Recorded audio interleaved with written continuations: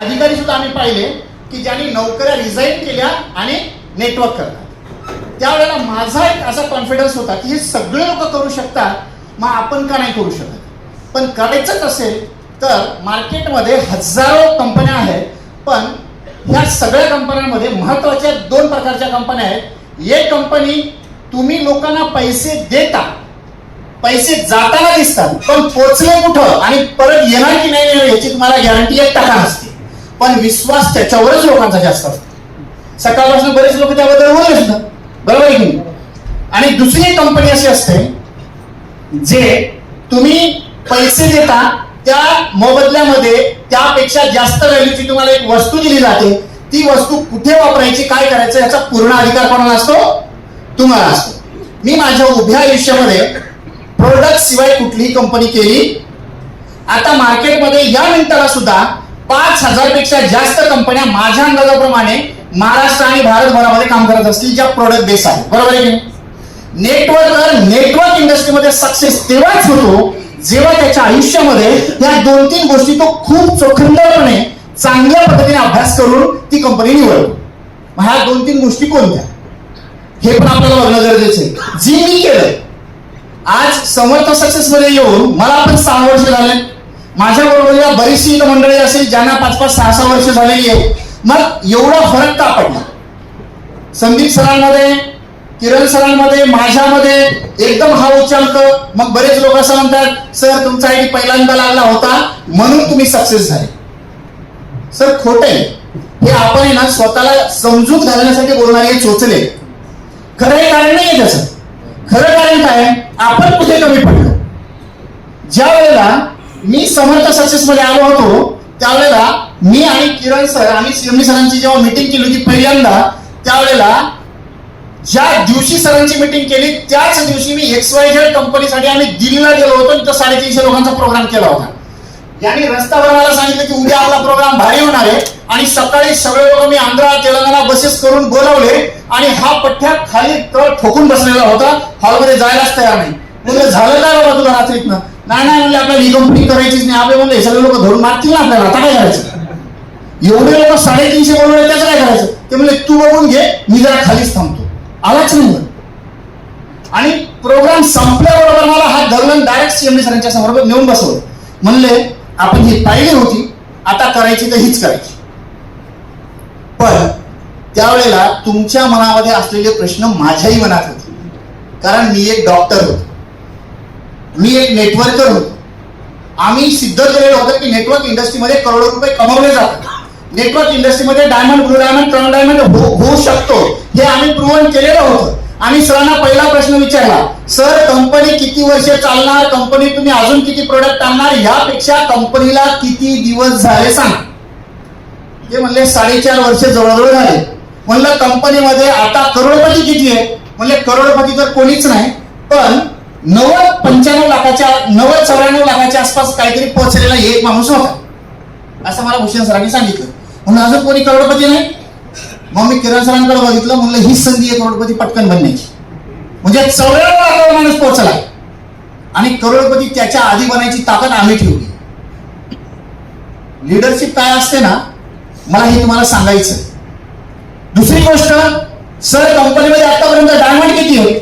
Sir म्हणले जो 94 लाखावाला आहे ना झाला तर तोच होऊ शकतो, अजून कोणी डायमंड? म्हणलं हीच संधी आहे सगळ्यात आधी डायमंड होण्याची. विचार करा, करोडपती होण्यासाठी 6 लाखाचा टास्क त्या व्यक्तीकडे होता आणि त्यावेळेला आम्ही कंपनीमध्ये आलो. तुम्ही सगळे म्हणता ना की कंपनीमध्ये डायमंड होणं सगळ्यात कठीण आहे, चांगला नेटवर्क बनणं कठीण आहे, चांगलं प्रोडक्ट मार्केटमध्ये घेऊन विकणं कठीण आहे. अरे काहीच कठीण नाही. हे कठीण फक्त कुठे आहे? आपण माइंडसेट करून ठेवलाय. कारण आजपर्यंत आपण तेच ऐकलं जे आपल्याला हवं होतं. आपण ते कधीच ऐकलं नाही जे आपल्याला करायचं होतं. हॅलो, येस, खरं आहे दोन्ही गेल्या लक्षामध्ये.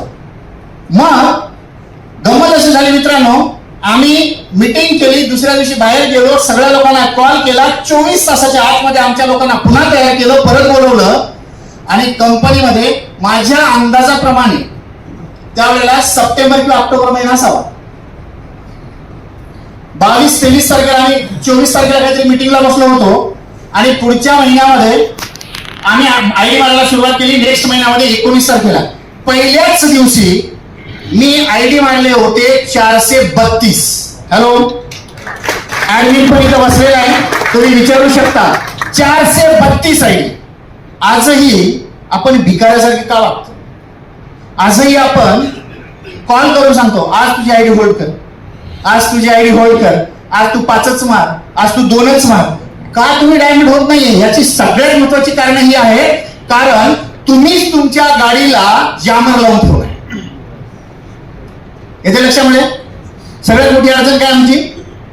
आमच्या गाडीला आपणच जामर लावलाय आणि एक्सलेटर दाबून दाबून गाडीचं सायलेन्सर जाळायला लागलं. गाडी पळणार का? हॅलो, नाही ना. मित्रांनो, डायमंड बनणं किती सोपं आहे याचं एक सुंदर एक्झाम्पल मी तुमच्या समोर उभं आहे.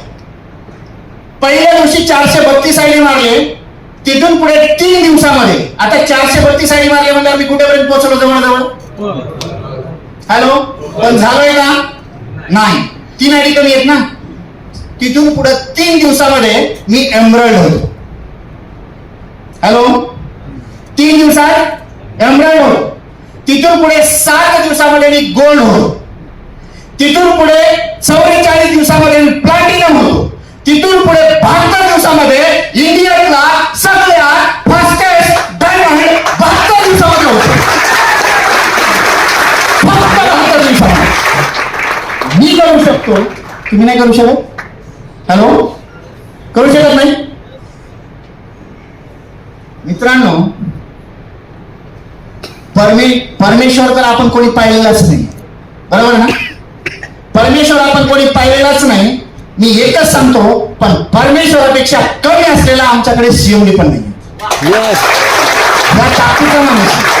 आणि एका दिवसामध्ये तुम्ही ना 10 वेळा अचीव्ह करा. साला तुमच्या चेक वरती तुम्ही सकाळी झोपेला उठायच्या आत साईन झालेली असते, तुमच्या अकाउंटमध्ये पैसे ट्रान्सफर झाले असतात. एक वेळ कंपनी टाकली म्हणजे समर्थ शासन. एवढं जबरदस्त तुमच्याकडे सगळं काही असताना तरी सुद्धा आपण विचारच करतो, मी डायमंड होईल का? हा व्हाय जाणार तरी कधी?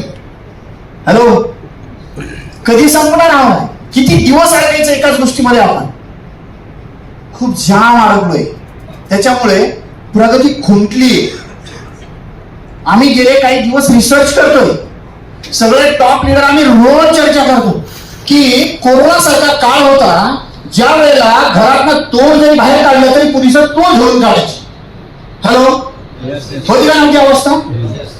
अशा सिच्युएशन मध्ये साला सीएमडी जर स्वतः गाडीच्या डिकीमध्ये प्रोडक्ट घालून संभाजीनगरपर्यंत पोहोचायचे, पुण्यापर्यंत पोहोचायचे.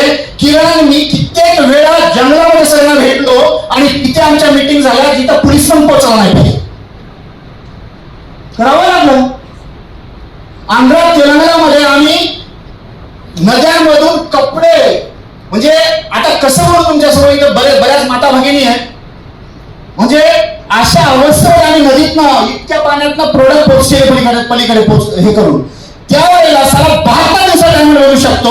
आता तुमच्यासाठी समृद्धी हायवे आम्ही स्वतः प्रूव्ह करून दिलाय की या कंपनीमध्ये 72 दिवसामध्ये करोडपती बनता येतं. त्यासाठी 5 किंवा 10 वर्ष जायची गरज नाही. एवढं सगळं सोपं करून ठेवल्यानंतर सुद्धा तुमच्या लोकांच्या डोक्यामध्ये कसं जात नाही की हे प्रूव्हन आहे समर्थ सक्सेस. आणि अजून मला बऱ्याच लोकांचे कॉल येतात, सर मार्केटमध्ये 3,500 वाला प्रोडक्ट आहे, सर आपल्यासारखं दिसतंय, सर त्यांचा आपला कलर सेम आहे, सर त्यांची ना आपली पिक्चर पण सेमच आहे, सर त्यांच्यामध्ये आपली पण काही माणसं गेलेली आहेत, सर आता काय करायचं, आम्ही खरं डायमंड होणार का, सर आम्ही जिवंत राहणार का? किती वेळा सांगू रे बाबा? आतापर्यंत 1,00,000 वेळा सांगून झाले. आता 1,00,001 वेळा अजून सांगून टाकतो, पण ह्यानंतर नाही सांगणार. सांगूनच टाकतो. सांगू? ऐकायचंय? ऐकायचंय?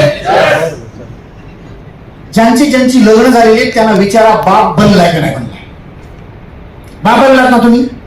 हॅलो, ज्यांची लग्न झाली आहे, बरेच लोक बाप बनलात आपल्या मुलांचे, बरोबर ना? मित्रांनो, या जगामध्ये प्रत्येक माणूस बाप बनू शकतो. या जगामध्ये प्रत्येक माणूस बाप बनू शकतो, पण बापाचा बाप कोणीच नाही बनू शकत. एक वेळ समर्थ सक्सेसर बनू शकतो. अशा आयडिया भेड्या किती कंपन्या आल्या ना, तुम्हाला फरक नाही पडला पाहिजे. कारण सोनाराच्या दुकानाच्या शेजारी कटलरीचं किंवा पितळाची भांडी विकणारी दुकानं लागली म्हणून सोन्याच्या भावाला फरक पडत. हॅलो, कळतंय का जरा?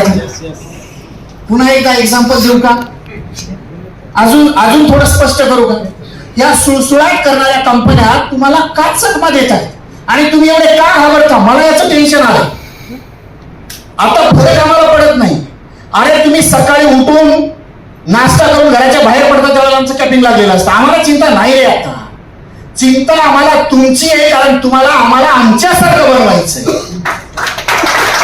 म्हणून एवढी धडपड चालली. सर घड्याळ काढता का जरा?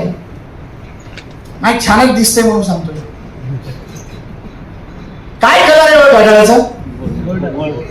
हॅलो, कसं दिसतंय जरा बघा बघा बघा जरा बघा नीट बघा. कसं दिसतंय हे? येत आहे कसं दिसतंय? हा कलर कसा दिसतोय? कोणासारखा दिसतोय? सोन्यासारखा दिसतोय. कसा दिसतोय? कसा दिसतोय? कसा दिसतोय? वा, आता हे कसं दिसतंय? हे सारखे दिसतात का नाही दिसत? हॅलो, दिसायला दोघं? आता मार्केट मधल्या कंपन्या पण सारख्या दिसत आहेत तुम्हाला. हॅलो, मार्केट मधले प्रोडक्ट पण सारखे दिसत आहेत, पण हा कोणी? बाप आहे, बाप. हॅलो, ह्याला जर आता मार्केटमध्ये विकायला नेलात ना, दोघांचं वजन जर केलं तर वजन जास्त कोणाचं भरेल? कोणाचं भरेल? घड्याळाचं. आणि इथून खाली टाकलं म्हणलं ज्याला हाताला सापडेल ते घ्या, पायऱ्यानं जाईल का लोक खाली? कुठून जातील खाली? हॅलो, एकावर एक ढिगारा लागेल माणसांचा, बरोबर आहे की नाही? पण उचलतील काय? का?